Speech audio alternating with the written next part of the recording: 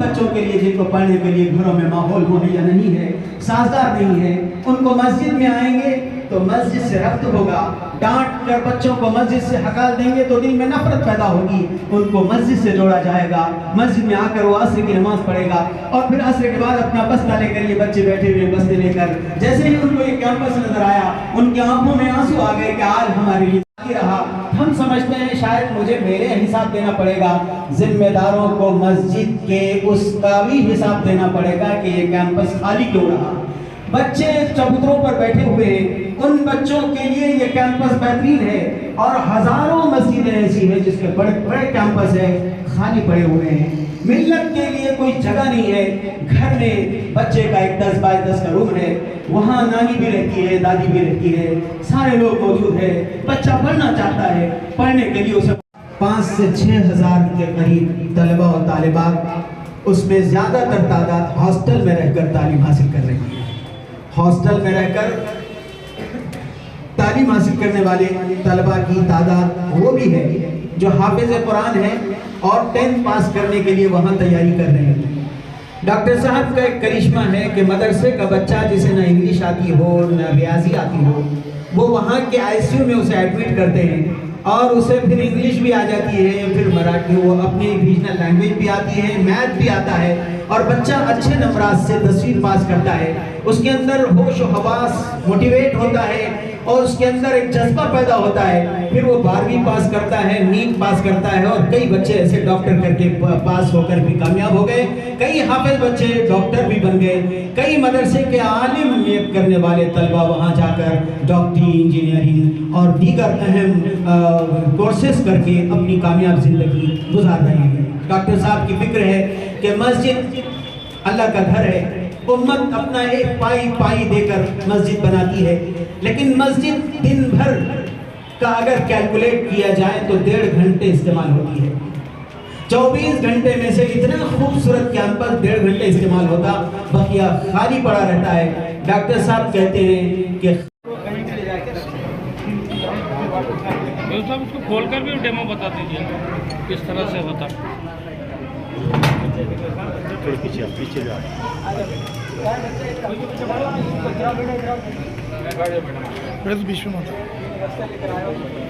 ایسا انشاءاللہ انڈیا بھر کے 30-40 ہزار مساجد میں کرنا ہے انشاءاللہ۔ ہر مسجد میں اس کو شروع کر سکتے ہیں۔ محلے کے بچوں سے ہم گزارش کر رہے ہیں کہ یہاں آ کر بیٹھ کے پڑھیں، محلے کے اسٹوڈنٹ سے آ کر پڑھیں۔ یہ ہمارے صدر صاحب کو پوتا ہے، جی جی ماشاءاللہ، بیٹا یہاں آ کے پڑھ کر آؤ، جیسے ہی اذان ہو جائے گی بچے جا کے نماز پڑھ لیں گے۔ نیچے اردو کا سہولت ہے، یہاں کی ساری سہولت ہے، پینے کا پانی کا انتظام سارا رہے گا، فین لائٹ ہمیشہ ملے گی انشاءاللہ۔ یہ ہر مسجد میں شروع ہو جائے اس کے لیے الدنيا حسنة وفي الآخرة حسنة وقنا عذاب النار ربنا افرغ علينا صبرا وثبت أقدامنا وانصرنا على القوم الكافرين صلى الله على خير خلقه محمد وعلى آله وصحبه أجمعين برحمتك يا أرحم الراحمين۔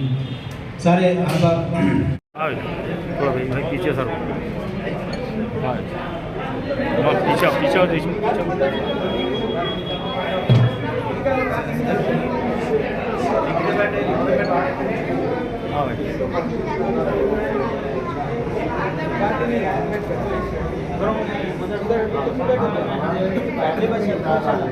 بس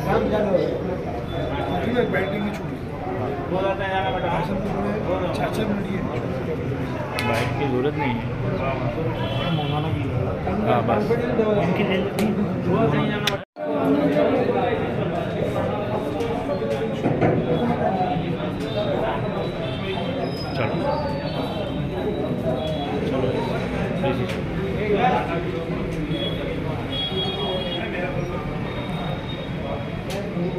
کا جو اوپننگ کیا گیا ہے تو یہ کیا ترتیب ہے اور شہر میں کیا ہونے جا رہا ہے آگے؟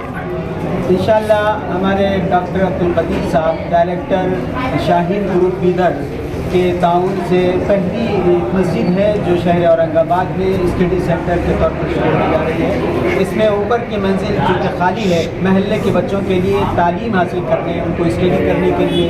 گھر میں وہ خوشگوار ماحول نہیں ملتا, مسجد میں اللہ کے گھر میں وہ خوشگوار ماحول بھی ملے گا, دینی ماحول بھی ملے گا, نمازوں کی کا اہتمام بھی ہوگا اور علماء اور امام صاحب کی نگرانی میں اپنی تعلیم مکمل آسانی سے کریں گے. انشاءاللہ ڈاکٹر صاحب کی چاہت ہے کہ شہر کی 100 مساجد میں ہمارا یہ نظام شروع ہو. انشاءاللہ ہم صدور حضرات سے ملاقات کر کے, مسجدوں کے ذمہ داروں سے ملاقات کر کے جہاں جہاں جگہ خالی ہے اس میں اس طرح کے اسٹڈی سینٹر شروع کرنے کی انشاءاللہ کوشش کریں گے. اس کا ٹائمنگ کیا ہے؟ اپنی اپنی سہولت سے ٹائم انشاءاللہ رکھا جائے گا. ابھی ہم نے یہاں عصر سے لے کر مغرب تک کا ٹائم رکھے, اس میں انشاءاللہ عصر سے لے کر عشاء تک کا ٹائم رکھیں گے. امام صاحب بھی موجود رہیں گے. بچے یہاں ہوم ورک آ کر کریں گے, اپنی مکتب کی تعلیم بھی یہاں اگر ان کو مکمل کرنا ہے تو وہ بھی کریں گے.